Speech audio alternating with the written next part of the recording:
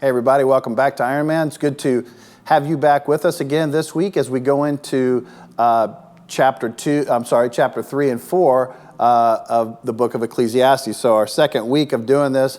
I'm excited about getting back in here this week and digging into this a little bit more. We've had some good discussion this week with some of our men at our men's ministry, comparing, Proverbs to Ecclesiastes and to Job and some of those kind of things. So it really has led to some good discussion. But what I want to do right away is I just want to review a little bit last week of what we talked about as a good Bible study teacher should do, or any kind of teacher. Let's review a little bit and let's look at this. So the first thing I want to look at, the first point in our review is this: Ecclesiastes. Okay, the book of Ecclesiastes exalts, or it points out the joy in the mundane things of life. And we need to not lose sight of joy. And it's easy to do that and to overlook that as you read through this book and through these chapters to pick out the joy here. But he oftentimes, Solomon, as we're calling the author, he oftentimes points out how we can find joy in life, even in the midst of everything that seems meaningless. Oftentimes Christians that I know are some of the least joyful people around. And it shouldn't be that way. If we have joy in Christ and joy in knowing that He's our Savior and that we're going to live eternally and that we want to be a salt and light, we should not be walking around grumpy. And I know I'm guilty of that sometimes. I think we all are. But we really need to be aware of showing and shining our light in our communities. So don't lose sight of joy. Many times Ecclesiastes tells us this. Basically, this is one of the big themes. It says there's nothing better under the sun than to experience God's intended pleasure from work, food, relationships, and sleep. I want to emphasize sleep there because I don't know about you, my favorite time of the night is about 10 o'clock at night when I'm reading or watching a little TV and I know that sleep is coming. I enjoy getting some rest. I don't know about you. Even a nice little nap every now and then is fun, and I love to point out verses like this, that this is how we get joy sometimes, and this is what our bodies need. And we need to get joy from food and work and relationships and all those kind of things. And if we enjoy these gifts that God has intended to us, and if we look at them as God's kindness towards them, then they don't become any kind of like a mini God or anything like that. And we would be wise to look for joy in all of these little mundane things that, as he says, never quit under the sun.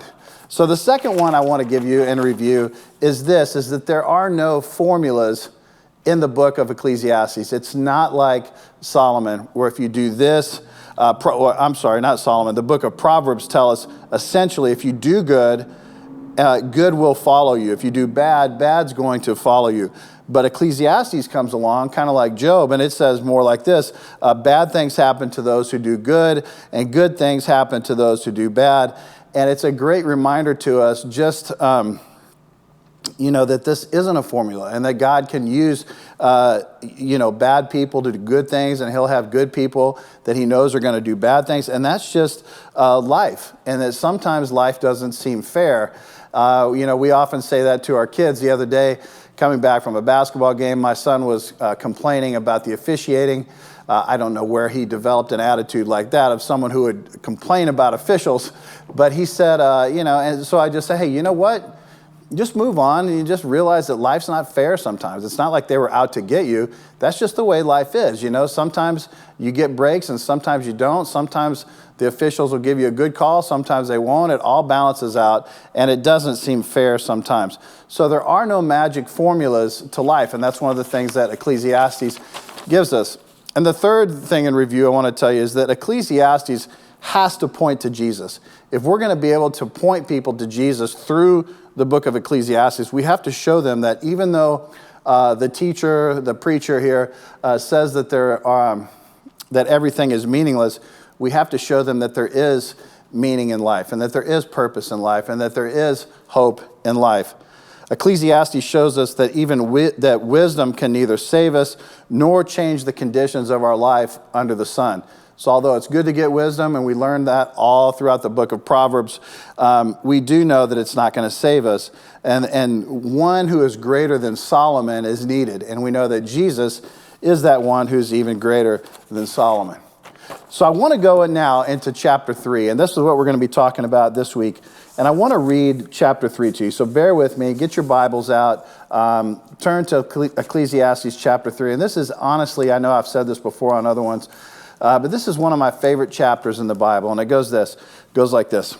There's a time for everything and a season for everything, for every activity under the heavens. A time to be born, a time to die, a time to plant, a time to uproot, a time to kill, and a time to heal, a time to tear down, and a time to build, a time to weep, and a time to laugh, a time to mourn, and a time to dance, a time to scatter stones, and a time to gather them, a time to embrace, and a time to refrain from embracing, a time to search, and a time to give up, a time to keep, and a time to throw away, a time to tear, and a time to mend, a time to be silent, and a time to speak, a time to love, and a time to hate, a time for war, and a time for peace.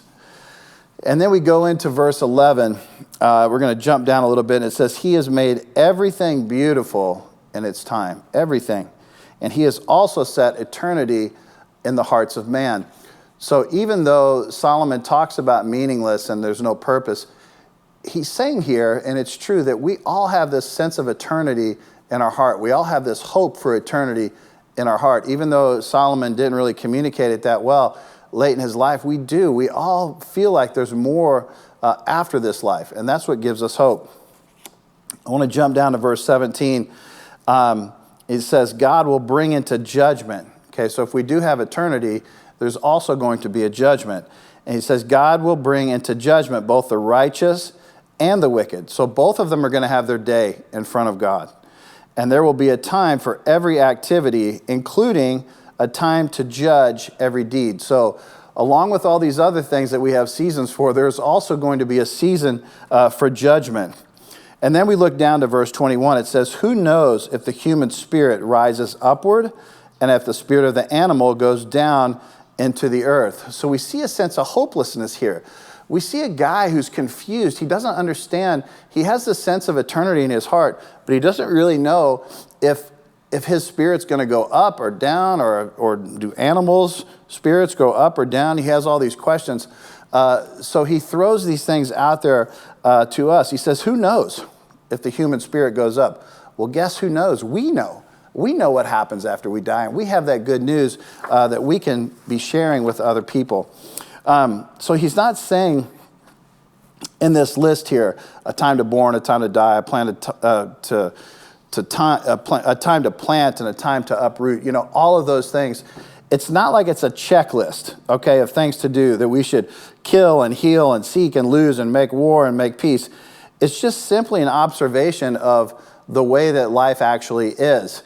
It's like the Bruce Hornsby in the Range song, that's just the way it is. Some things will never change. That's just the way it is. That's the way life is. All of these things are going to happen. There's a time of love, a time of hate, a time of breaking down, a time of building up. All he's doing is just recording his observations and telling things exactly how they are.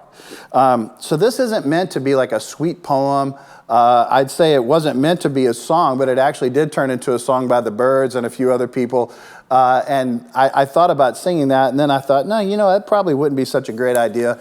So I've got another girl who's one of our worship team. I don't want to call her name out in case she backs out on me, but I'm hopeful to have her sing that song by the Byrds before this series is over. That's going to be super cool if we can get that organized. We think about the song like What a Wonderful World by Louis Armstrong, and that's not quite what this is. This is more of a song of telling things really in stark reality. There's going to be bitterness in life. There's going to be joy in our lives. Our children are being born. People are dying every single day. This is going on. We weep. We laugh. Okay, we work. We play. All of these uncertain things are going to happen sooner or later, whether we expect them to happen or not. It's just what makes life sort of fantastic in a way, is that we don't understand it. It's unpredictable. There's going to be painful days. There's going to be ordinary days. And that's just what Solomon's telling us. That's just the way it is. It's his observation of life, and he does it brilliantly. He writes this perfectly for us to understand. So he describes what's going to happen in our life without really pulling any punches as we go through these seasons. And we need this kind of honesty. We need this sort of example so that we can speak to other people honestly and openly and candidly and bluntly sometimes to tell them about life. Oftentimes Christians feel like we have to sugarcoat things and just be super nice all the time in our discussion with people. But we see here from Solomon that we can be honest and candid with them. But then you look at this book and you go, well, where's the cry for social justice? Where is this, like, if things are so bad and things are so unfair, where is this, like, righteous indignation against hating and killing and war and all those things? But that's not really what this book is about. You know, if you want those kind of books, you go to the prophets or you go to the Gospels and you'll find those kind of things. So there's a season, even as we read the Bible, of the way things affect us in our own lives. There was a season for the Israelites as well in the way that God spoke to them as he carried them, through their early days. There were times in Israel's ancient history when they needed words of comfort. There's times in your life where you need words of comfort. There was times when they needed strong words of challenge to do justice and love mercy and walk humbly before God. Sometimes we need that as well. So God takes us through these times and these seasons where we need certain things. I'm sure any of you who have gone to church have sat there and felt like the preacher was speaking specifically to you. You felt like he was even looking at you, or you walked out of there that day going, boy, I'm really glad I was here today. I really needed to hear that. See, there's certain seasons where things are going to mean more to you than they do at other times as you read the Bible and as you listen to sermons. And we know that these seasons are not just in large groups of people. It also goes through your life as an individual. Everybody, as you look around in this church or whatever church you go to, everybody's in a different stage of life. You have some people that are celebrating because of a newborn baby in their family. You have some that are in there crying and weeping when they hear songs because they're missing loved ones who have recently passed away. There are people that are concerned about the end of life coming. There are people that are stressed about certain things. There are people that are joyful about things. So everybody's in a different stage and a different season of life. And that's what Solomon is talking about here in chapter 3. That's just the way life is. So no matter what season you're living in today, there is a word of God for you. There is a word in the scriptures for you that is super pertinent to where you find yourself right now in the Bible. So no matter how exciting or confusing or infuriating life can be sometimes from one moment to the next, one day to the next, remember the consistency that Solomon talks about throughout this book. The sun's going to rise and the sun's going to set. You know, you hear the expression, life just goes on. Life goes on. Life moves on. He writes, the wind's going to blow. The streams are going to keep running to the sea. But the one thing that we need to understand is God is consistent through it all. Okay, he is in control of the world. He's in control of the big mechanisms like that, like the sun rising and setting. And he's also concerned and helping you in the small things of the changing seasons of your life. So I want to go now to chapter 4. We looked at the seasons in chapter 3, and I want to look at these last two ideas that, as a men's pastor, that I see happening a lot. And I know there's other people besides men watching this, but this is going to be good for you too. There's two ideas that I want to conclude with. And the first one comes from Ecclesiastes chapter 4, verse 4. And it says this, I saw that all toil and achievement spring from the person's envy of another. This too is meaningless, a chasing after the wind. It was never going to be enough. Let me just say that. It's never enough. Okay, it says that's what's causing all of this meaningless is we are envious of other people and their possessions. You're never going to have the newest, latest car. You're never going to have the best house. You're never going to have the smartest children. You can look around and there's always going to be someone who's ahead of you who has more than you. And until you can learn to be content with the things that you have, your life is going to feel meaningless and it's going to feel as if you're chasing after the wind.